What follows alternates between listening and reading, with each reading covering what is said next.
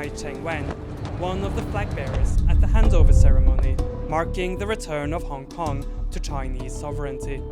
旗手选拔的话，当时是要求比较严格的。当时是从我们那个驻军里面，我们营区就有几千号人，那么然后做很多关的选拔之后，然后是选了我们3个人。Chai joined the People's Liberation Army at the age of 17. 基本上我们每天都是不停的、没有完尽的一个体能训练。大家的话，然后基本上在那个时候，生理和心理都处于这种底线和边缘。 Expat police officer B.J. Smith has worked in the Hong Kong police since he arrived in the city at the age of 21. I was the officer in charge of the Special Duties Unit. That is Hong Kong's police response to a terrorist incident, so it's a counter-terrorist unit. Because this was the biggest security operation the police force had ever undertaken, we had a huge role to play in terms of security. An awful lot of work was put into it. We had something like 50 plus IPPs, internationally protected persons, so people in government or in state who, by their position, they have a right to personal protection, bodyguard protection. The whole thing was just a blur of doing things, phone calls, arranging things, deploying things, so there was no real time to think. The only things I do remember is changing the badges. So at the stroke of midnight on the 30th, so in about 5 seconds we went from working for a British colonial government to working for the Chinese government. But then it was just all about the work again. PLA forces entered Hong Kong at 9 p.m. This is the first group to arrive tonight, 509 military personnel.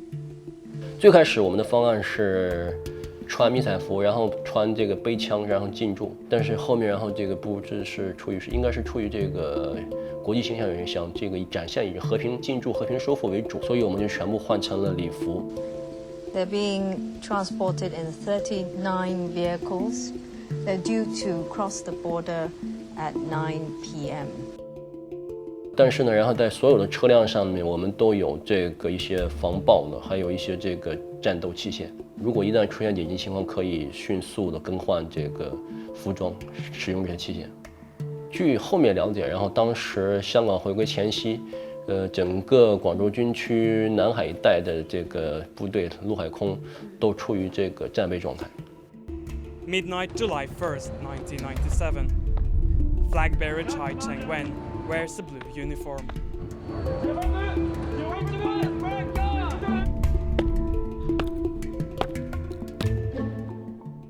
The British-appointed colonial legislature was disbanded at midnight. Pan-Democrats staged a nighttime protest, asking for faster democratic reform. Actually, I'm not so excited in the sense that the talk about the return of sovereignty of Hong Kong to China, they start in early 80s. 1984, we have the draft agreement. Then we understand that sooner or later, Hong Kong will back to China. Of course, actually, we make some kinds of announcement before the date that we will do some protests.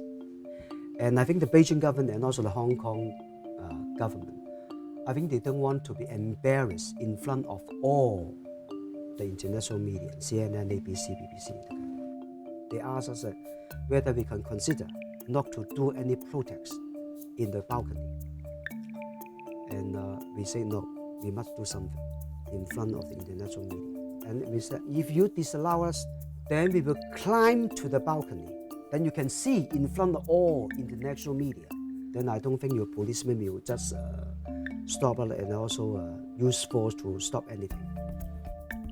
Maureen Earls was responsible for the stage management of the handover ceremony.